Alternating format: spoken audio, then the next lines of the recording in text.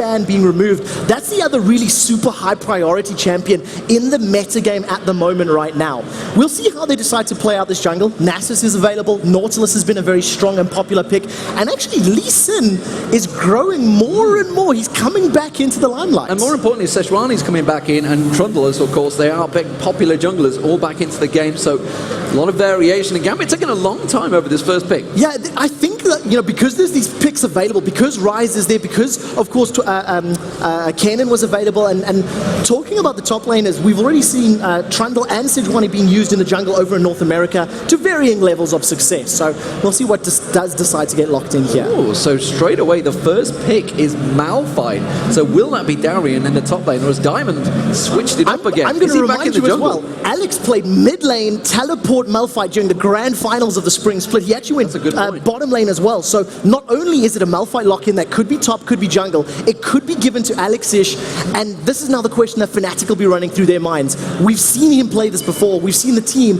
where is that Malphite going to go? Well, we're still waiting for Fnatic to make their choices. Much slower picks and bans here. Haven't been able to probably research each other as much as they'd like to, because I'm not too sure really who Gambit have been practicing against, because everybody's been so secretive going up to this. I've been trying to wean information out of them. I shared the bus coming here on the good old Sweet bus with Gambit yesterday, and they really weren't giving me much information. The problem is, because there's been no other competition outside of this, there's nothing to measure them against. But look at this. Wow. After the minute goes down, Kha'Zix instantly locked in. Peke played a lot of Kha'Zix during the course of the spring split and had some great synergies when they comboed it with the likes of a Zed in the top lane. They had that assassin combination. So we could expect something similar from Fnatic later on in the picks. It's interesting to see Varus coming out again, because we were talking about this off air earlier on today, the fact that Varus hasn't really been used a great deal in the North American LCS. And not only in the North America, if we look at the other regions as well, Varus, since the damage was shifted from his E to his Q, he's sort of fallen out of favor a little bit. Caitlyn's coming back into it. The blue build Ezreal is becoming more and more prominent. We're starting to see like an Ezreal in almost every game now, as it once was in Season 2. So it's a good pickup. For Yellowstone in particular, it was his most played champion and the most picked and played for Fnatic during the spring split. Well, if Xin Zhao gets locked in, that almost certainly will be Diamond in the jungle. He has used it a number of times, and there is the Ezreal, as you mentioned, so Genja is going to be using that one. So this could well be a top lane or mid lane Malphite. Where are we expecting it? Do we think it's going to be Alex that you get? I think realistically top lane would be the smarter choice. However, it's a really great play. And Cyanide going to a golden oldie, trusting the bear instead of the troll or the warthog. So we'll see how that pans out. We'll see indeed. So final picks coming out for Gambit. What will it be? Will it be the mid laner of Malphite, or will we see Darian on it? We'll see, of course, it could be support Fiddlesticks there. Oh, that's my guess. That could even be mid lane, who knows? If Alex suddenly pulled that out, I'd be loving it. But I think that is going to be support Fiddlesticks. So support Fiddlesticks is something we actually see paired with somebody like a Caitlyn fairly often. I know the Korean scene does it for, every now and again. It's not particularly, super popular or super powerful, but if you get ahead... Oh my word. It's Alex Ich, Master Yi, the Pentakill Master has returned. From IPL 5, if you cast your mind back, that's when he picked up the pentakill with it. It has been a champion he's been playing a lot of in solo queue. Every time you manage to jump on and see him, generally does pull that out, but I was not expecting it in Game 1 against Fnatic. Gambit have just completely thrown everything to the wind here. A Fiddlestick support, that's going to be APE in the middle, and most likely the Malphite up in that top lane. They've got so much damage and so much initiation and counter initiation. If you try to focus a Fiddle, he's just going to fear you, silence you, the others are going to kill you. So there's a lot of synergy in and amongst the Gambit composition. What I think Fnatic will need here now is somebody fairly tanky. Rumble is available if they wanted to go for that route. You can use the Equalizer, or Elise, of course, we know that Soa's played a lot during the course of the spring split. Also has the safety features of the Repel, can get in and out and avoid a lot of damage. It's a quite clever choice against Darian as well. Obviously that armor, he doesn't want to be an AD style champion, doesn't want to be a bruiser, so he has gone straight for that, and Elise has been a very strong champion. We've seen Boy running it a few times as well. No Trinity this time around, we'd say. So Elise was actually the second most popular champion during the spring split. 75% of the games was either picked or banned. Live, and hopefully You guys will see it on your screens in a moment. So what are we expecting early on from this? We haven't seen a great deal of crazy aggression in some scenes, but if you look to the Korean scene, they always do those late invades, or they'll always go and look for an advantage. We have start to see some aggression in the North American LCS as well. A lot of ward placement coming out, but there's really no wards being chucked down at the moment. There's just 2 on the map. Yeah, so at the moment there's a big clump of Fnatic members in and around that red buff area, pretty much waiting, anticipating that Wraith Camp ward that may be coming in. They're playing fairly defensively. In terms of the early game, the Gambit members definitely have a slightly stronger low level. If they have the fear, the Dark Wind from Fiddlesticks bouncing around, it'll silence multiple members, and when you've only got one ability, how key it is to not get that out. But it's a slow passive start, 2 wards down, deep on the river for Fnatic, and just that single one up top for Gambit. Well, the ping signaling that they are expecting to find someone. The Death Bush has had a ward placed in it, and of course Enrate is just going to chuck out the wards of his own. Of course, it doesn't look like there's going to be any late invade, so it's going to be standard setup here as well as standard meta as well, because everybody looking like to be going for those lanes. So it doesn't seem that Fnatic want to force a switch in those lanes. They're happy to go up against Ezreal and Fiddlesticks. And remember, this is something that reminds me when we think back to the beginning of the spring splits and how passive and slow the games are right at the beginning, because everybody just needs to find their groove, find their rhythm, get into the mindset of the best of ones, and then we'll start seeing some crazy things. This support Fiddlesticks is going to need a good couple of levels before he's really going to have a very big presence in that lane, because of course we'll see how he decides to skill. Most likely going to be going for that fear, and that cranks up to a good couple of seconds worth of crowd control. So how do we make out this mid lane as well? Peke versus Alexich. It's an age-old battle, and really it was a battle to see who was going to be in the All-Stars as well. But Alexich on Master Yi against Peke. Peke's going to really struggle early on here. I completely agree, and I think if Alex plays this lane correctly, it should be almost impossible for Peke to really kill him. Peke does have Ignite, so once Master Yi starts channeling and meditating to get that armor and health back, if he gets ignited and he's low enough, Peke may be able to kill him. But basically, because of the cooldown and the massive regen that it gives Alex, he should never be at an insta-kill position. Whereas, if Peke takes more and more poke, his sustain is nowhere near the same level as that Master Yi. So I expect Alex to pull ahead the longer it goes. Meanwhile, of course, the top lane, it is Darian versus Soaz, and that is going to be Malphite versus Elise. And Elise looking like already taking a little bit of control in this lane. You can see 2 CS to 8 already. Yeah, that range is really going to play into her favor, and of course the fact that she's got that percentage HP magic damage, it'll just help burn through Malphite's passive and just try to keep him low. But of course, the cooldowns versus mana costs, etc. We'll see how well Soaz plays it. At the moment, Darian is not risking anything. He's giving up those CS to avoid taking unnecessary damage, and you can see that Cyanide is just waiting in the wings. Even if they force Darian away, the amount of CS he may lose will be worth some time investment and some pressure. Meanwhile, down that bottom lane, didn't really get a chance to talk about it too much, but the Varus and Janna combo of Yellowstar and Enrated versus Genji and Darker. Darker at the moment, obviously, being a little bit aggressive. I've seen he's been throwing out there. Meanwhile, actually, the top lane, you can see Soaz getting dived on, but you can see the junglers are back there. They're going to go straight back in. Don't think they're going to be able to catch either one. They are very close. And technically, the junglers kind of read each other's minds. They were in the same place at the right time. Yeah, they basically traded a couple of flashes there in terms of, jungler for jungler. Both of the top laners not burning either of their summoner spells. Soaz and Cyanide still want to play, though, and they're hanging around.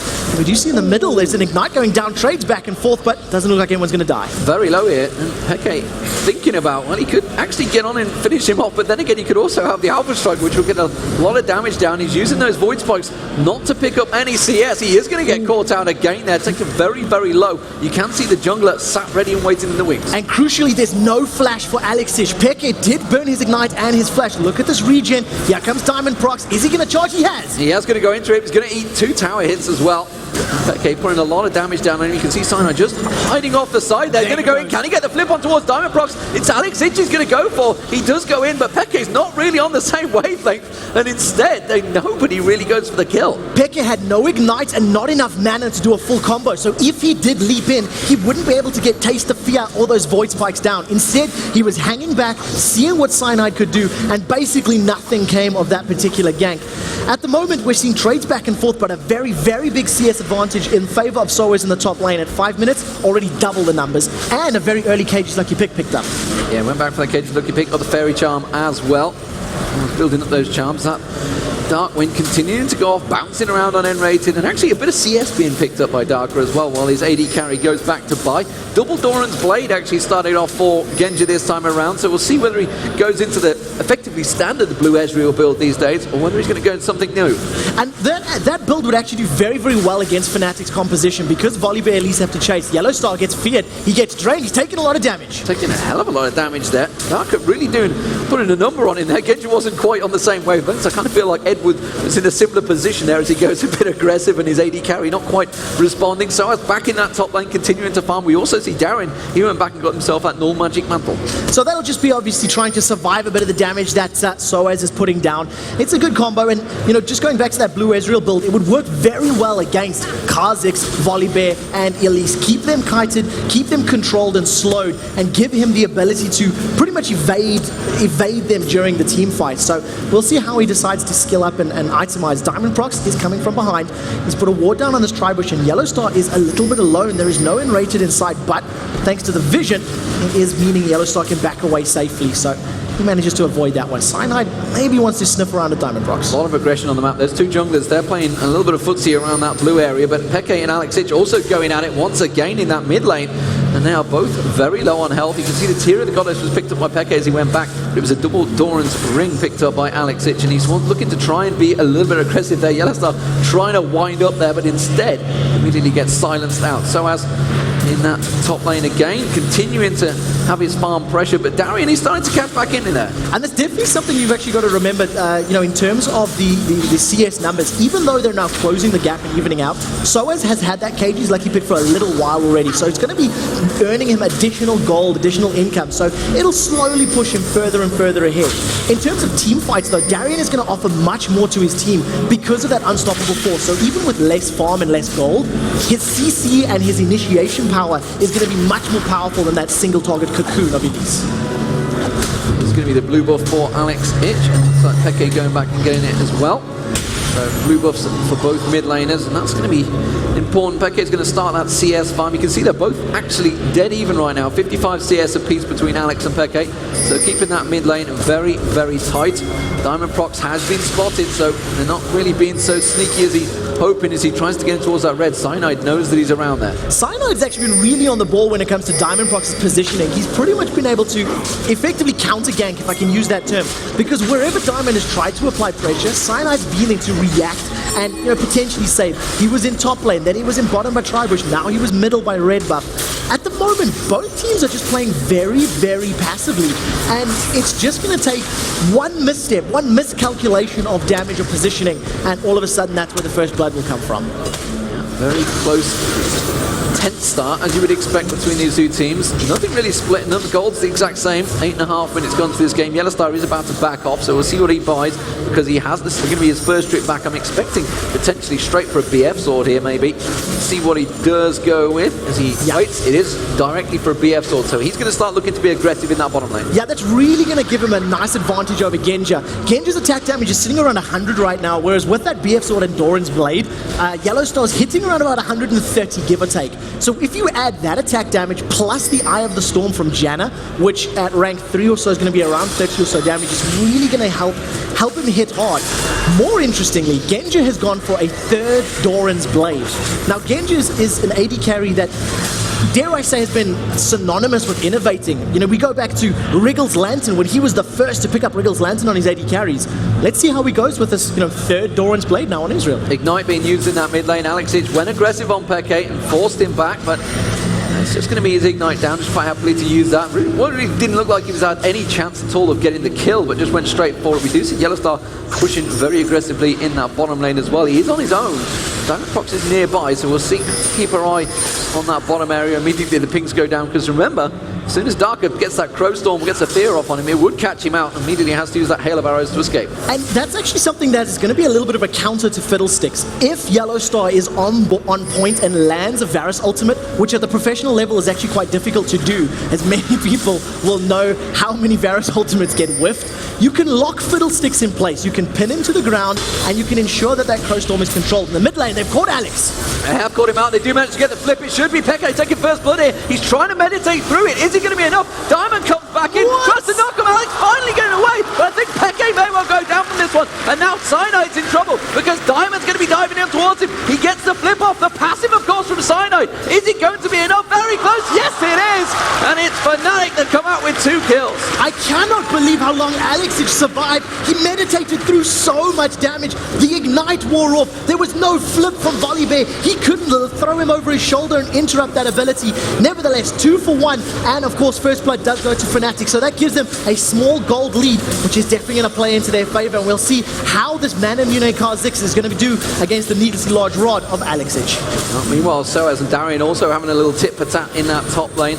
They're both down to half health. You can see they've had a little bit of aggression, but now in that bottom lane, Darker getting caught a little bit. Genja's going to get exhausted down the bottom. Can he get caught out? No, he's going to turn it back on towards Enrated. Tries to go aggressive, has to use the shield himself. But remember, Yellow Star with that BF sword against a triple Doran's Blade Genja. And I'll tell you what, that is a tight fight. Very, very tight. And Yellow Star's mana was very, very low, so he couldn't get more than a full combo warp. Top lane. Up in the top lane, we do see a fight. There's Darian. He's going to repel her. He's not going to be able to get towards him. The Ignite's already going off on Darian, but Soaz very, very low as well.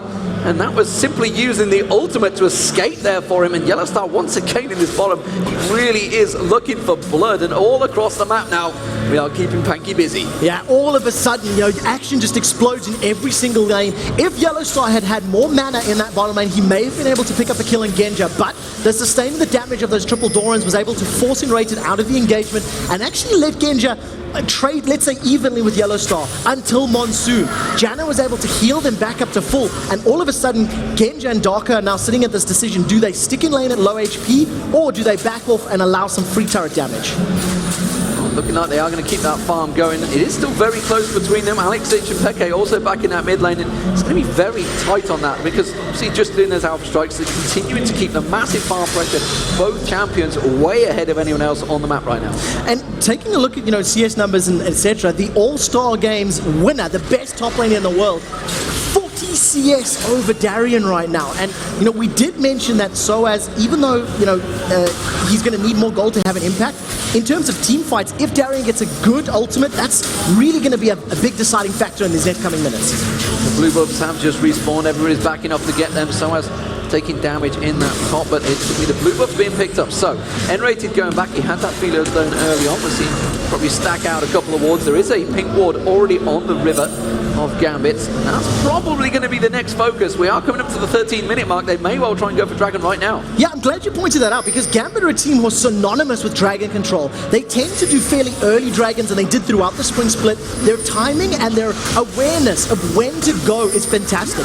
The moment Yellow Star recalls in that bottom lane, Gambit, almost intrinsically aware of it, say, we can do this. So they've started Dragon. It looks like there's a fight up in the top lane, though, and it looks like it's action everywhere. Yeah, there's action everywhere. It is Soaz going aggressive on towards Darian. He does sink his fangs in, but Darian is going to get a runaway. Meanwhile, down the bottom lane, they're also chasing Cyanide. Wants to get that flip, but Diamond used that ultimate to back him away. Soaz just missing that. He managed to catch out. Sorry, Darian missing his unstoppable force, but Alex comes in with the alpha strike. Now Peke's going to come around the side. Meditate coming out from Alex. He's going to be full hit points, turning back on towards Peke. Peke trying to get Darian down. He will. He's got the reset. Should be able to jump away from this one. Yes, he does. Darian tried the short-range unstoppable force, but Soaz didn't carry on chasing, so the ultimate whip. They ended up trading 1-for-1, but the damage that Alex is putting down already is very, very high. He insta-gibbed Soaz from about 40% HP with practically that single alpha strike, so we're going to have to keep tabs on that because Kha'Zix, Varus, and Janna are all very squishy targets as well, and if Alex gets good alpha strikes in team fights, he can hit everybody. So while they do have that Dragon, of course, they are still behind 1,000 gold here, Gambit, just because of the pressure that's being applied on towards that top lane. You see the Howling Gale coming out. It misses on Genja this time around. He's happy to stay aggressive. An interesting build definitely coming out. Berserker Greaves now as well have been stacked in there. We'll see what he builds into because the fact that he has gone for those Darian's Blade, hey, I like it. Doran's Blade early on, 3 of them, it's just not very good. It's not efficient, not economic to go that route. So we'll see how he develops this one. Meanwhile, Rabadon's Death Cap has been completed by Alex now. So there's two trains of thoughts about that Doran's Blades. First of all, it doesn't upgrade into anything, so it's effectively wasted gold. But on the same token, when you're coming up against a Janna and a Varus who are very, very different, strong early game, it could be considered a little bit of a counter to that power. Because yet Soaz and Darien are trading back and forth as Cyanide snuck up into that bush. And with the power position that Soaz is in right now, they may actually be able to dive. He's got a good amount of ability power. He's about to hit level 11 as well, get that second point into his spider form, and he does look like he's going. He is going aggressive. Cyanide's coming down as well. I don't think they're going to quite tower dive this one. The bottom tower has gone down now. That's the first tower of the game that Fnatic pick it up. They may well get the second one here because the pressure is being applied, and you can see Darien is backing off, so they should get 2 towers in a matter of seconds. Meanwhile, there's not a great deal else. You can see they're keeping the pressure on that bottom lane. Diamond's just about to pick up that red buff, but I don't think he's going to go aggressive. No, you can see already N-rated and Yellow Star are backing off. Yeah, so we'll see how well this pans out for them. In terms of the composition, it's basically what I was saying earlier, how they're not a very strong 5-on-5 team fighting Fnatic. So with these very early towers, it's going to allow them to start controlling the tempo of the map. And we'll see if they can, decide when and where to apply that pressure, because they've got a lot of escapes, a lot of safety abilities that they can use to avoid picking or being caught out in fights. So this is what I expect from Fnatic. Slow, steady split pushing for the next 10 or 15 minutes. Well, it was the Fnatic way of Season 1, or Spring Split. Spring Split, yeah. Yep. Well, technically Season 1, they did win Season 1. And they remember, they won Season 1 right here at DreamHack. Good save, yeah, that's it. It was awesome. That's what I meant. Back when Gragas and Alistar were still played, AP, but yes, it's a good position for Fnatic right now. They've got that 3,000 gold lead. They did not pick up Dragon, but they will be aware of the timer on that. And look at the positioning on Darker. He's trying to sit in those sort of fiddlesticks positions. Cyanide's been caught. Cyanide's been caught out. He's going to get the knock up there, and he's going to get a 3-time strike. Should be enough, and Alex comes in, cleans up there. And now, can they get on towards N-rated? He's going to have to back away. And that takes Gambit 3-3 in kills. That fear is just so powerful. It is at max rank right now. It is a 3-second fear, and you've seen it just through Cyanide right back amongst the wolves of Gambit in the mid lane. Alexic is meditating through everything Peck is putting down, but he does have a little bit of support. Yeah, once he starts getting that ability power built up, that meditate can be very strong. No matter what you throw at him, unless you've got an interrupt, it is not going to stop him just getting those hit points straight back unless you are dealing an incredible amount of damage. The cocoon does land on Darien, but there's not really going to get followed up there. So we did see Diamond. He was wondering whether he was going to try and bait him in there, but instead they are going to head down towards his bottom lane. They're going to see if they can catch out this duo pairing. Instead, they already back away. It looks like they want to just put some wards down, potentially get some vision. They don't want to dive without being 100% sure where their opponents were.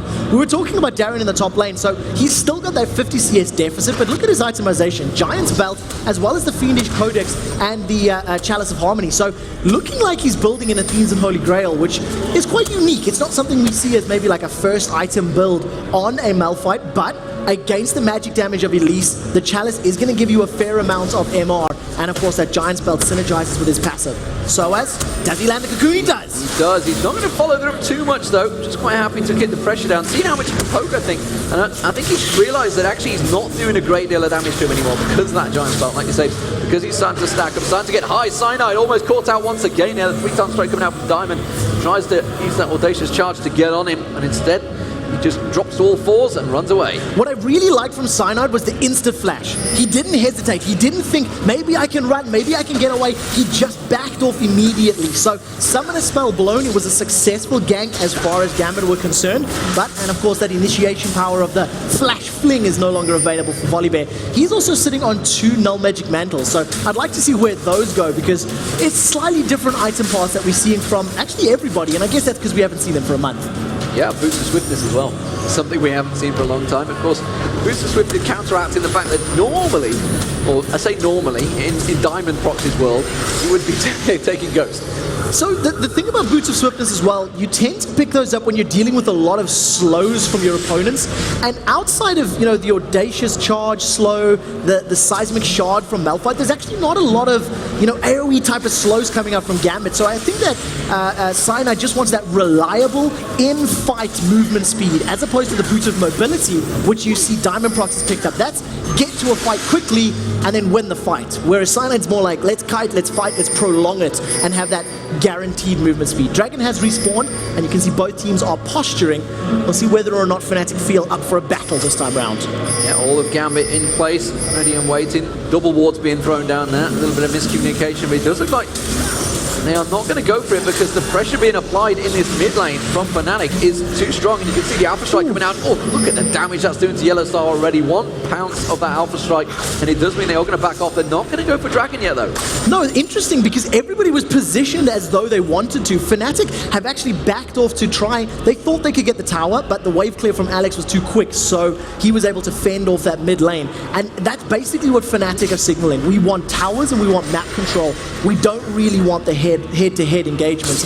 Even though they're in a stronger position, the gold lead is only 3,000, but Soaz is much more powerful than Darien in a dueling situation, and the item advantage that Yellow Star has over Genja is very, very big as well. Even though it's only 400 gold, it equates to that Bloodthirster, all of those stacks, and the making of that Zeal. Interestingly, Darien has completed the Athenes and Holy Grail, so going for that full AP damage early on, has got that BF sword. Oh, Enrate is going to get caught out here. They're going to get 3-silent strike, gets speared straight away, but Cyanide's presence for you knocks him away there. I think he could have possibly gone for that one, but instead he chose to wisely back away. They didn't want to risk anything, of course, mainly their jungler going down just before the dragon. Pretty much, and basically no vision. If they were to throw themselves into the river, they couldn't pick anything up. You see Darien forced to actually flash to safety, but he still has his ultimate. Gambit have grouped up at 5. Fnatic have dived in. Here's the fight. Chain of Corruption lands. He goes on towards Darker, but Darker does manage to get that fear down nicely on towards Yellow Star. Enrate pops out of Monsoon. Isn't going to be enough. Alex is getting the reset. He goes around. He gets down one. The Peke jumps on towards him. Gets the stun down. The flip back towards him. He's trying to meditate. It doesn't matter. It's a triple kill for Peke. That was an instant cocoon from Soaz. The millisecond that meditate was being channeled by Alexic, Soaz chucked out that cocoon, stopped him in his tracks, and the rest of Fnatic just focused him down. They lost their support for 4 members of Gambit. Genja was able to pick up the only kill on Enrated, but great positioning and great focus from Fnatic allowed them to clean up that engagement. This is going to pick up a Baron for them as well. Simply put, that 2-shot barrage didn't really help a lot. Didn't really help. It gave them vision. They knew it was being taken, but there it is. So now Fnatic in the driving seat. And of course, that gold lead that they have, 7,000, starting to stack up now. 7-4 in kills. They have the 3 outer turrets all down as well. So definitely in the stronger position here. And Gambit, they've got a bit of a problem on their hands. That's the least the least you can say about it. You know, the massive gold deficit, the fact that Baron buff is now on them, and just how much stronger they were.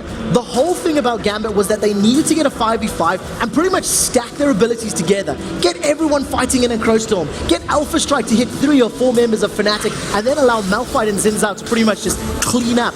But because they fell behind early, because they lost their laning phases in the top and the bottom lane, they simply can't face off in a 5v5 because they're too far behind. Too far behind, and the dragon is going to get picked up for Fnatic, so that's going to extend that gold lead just that little bit further, and now the lane pressure starting to be pushed. You can see Soaz return towards that top lane. He doesn't want to let Darien get any free farm, and he's quite happy, quite confident now that he could take him down. Gets that Abyssal Scepter completed, the Haunting Guys of course on him, as well as those Sorcerer's Shoes, and Darien, while he has built that AP, he's still not that tanky. Sunfire Cape's still not quite complete, but the Sunfire Cape's not really going to help a lot against Soaz. No, and not even in that regard. Once that Sunfire Cape is completed, we can see that Yellow Star's very close to getting his last Whisper. He's got the pickaxe and the longsword, so he'll only be a couple hundred gold away from finishing that off. And with the Bloodthirst, the Zeal, and the Lost Whisper, plus the plus 50 attack damage from Janna, that is a terrifying, terrifying Varus. And basically, even if they get to him, Yellow Star's going to have enough damage to actually cut through all of that HP and armor that Darien has. More importantly, Peke is getting stronger and stronger. Last Whisper completed. Muramana also being picked up along with that Hex, which he's just about to back off and buy once again. Of course, with those 5 kills, he is a scary, scary flying bug right now. And now, it's just, of course, why not get a Vampiric Scepter along with the Giant Belt? Yeah, just get the sustain built towards that Bloodthirster as well. It just synergizes so well with Kha'Zix's entire kit, and it's just going to allow him to prolong those fights. You know, take some poke from Alpha Strike, go into the jungle, clear out the camps, get the HP back, in addition with your Void Spikes, and then carry on pushing. Right now, Fnatic, they're in this very strong position, but they're not brave enough to push past those first towers. You'll notice that the vision wards, or the sight wards, have been put just a little bit into Gambit's jungle. Fnatic, even though they're so strong, they're not taking risks. They are not overextending past that river too far. They're waiting to see how Gambit reacts. And as I say that, this is now the first concise, focused effort that Fnatic are making. They've seen an opportunity in the top lane, and they've grouped up to put damage down. Yeah, they're starting to push on towards that top turret now. Yellow Star in there, and Rayton just coming around the side. He's got his Oracle on as well, so he's clearing out any wards that they do have around there, and that tower is not going to belong to this world. No, and the problem is Gambit are too afraid to engage because they'll lose the fight. And that ward that Enrated put down was basically just saying, Darker, we know you're there. We don't want to be surprised by that fiddlesticks. And, you know, if you spend time focusing the ward, we can take the tower. Cyanide, he's going to run in, he's on all fours, he flips a minion back. And now Fnatic, they're focusing this mid lane tower. In order for Gambit to get themselves back in this, they need a decisive team fight victory. Okay, he's ready to pounce as well, just off that side there. You can see using those void spikes. And the damage actually being done to Darien is quite severe from those void spikes. He hasn't built himself tanky enough, so he's not really that threat right now. And again, you can see they're just driving down these turrets. Now LMT's going in, trying to use the Alpha Strike. The Cocoon does land on Genja. They get the flip on towards Darien. The tower goes down. He does get an unstoppable force, but the Monsoon just knocks them all away. Chain of Corruption lands on all the members of Gambit. But can they turn it around? You can see Diamond Trox trying to dive in there. Peke's getting focused down. He jumps in, gets the reset. He's in the Crow Storm, gets one down. Cyanide gets the second, gets the third, gets the fourth, jumps around. It's another triple kill for Peke and the ace, and that will be the inhibitor. The shields and the barriers saving Yellow Star is the reason they was able to win that fight. Alex dove onto him and was so close to killing off Yellow Star, but there were so many shields and protection coming out. They were able to keep him alive. Fnatic get the inhibitor. There's enough time on. They can finish this game out. They're on the next turret. The 20-second death timers are there. It should well be enough to finish off the game. You can see they're going to take the second Nexus turret down. This could well be Fnatic, the winners of the spring split, taking home victory against Gambit Gaming in the very first game of the LCS summer split. And there it is. Fnatic are the winners. And ladies and gentlemen, what convincing fashion. Decisively winning in that top and that bottom lane. It was just such a good performance. I have to question the Yi and the Fiddle. It wasn't as impactful as I think Gambit were hoping it to be, and that could potentially have been what cost them. 8-1-2 for Peke there at the end. Absolutely fantastic stuff. Had the resets at the right time. And you know, Cyanide, that one time he got caught out, but he went 4-1-5. He got caught out a couple of times. He called it the flash. He didn't hang around and really didn't risk it at all, really. And that top lane, despite the massive dominance that Soaz has, he didn't have as much as an impact as I thought he would, but still he did pull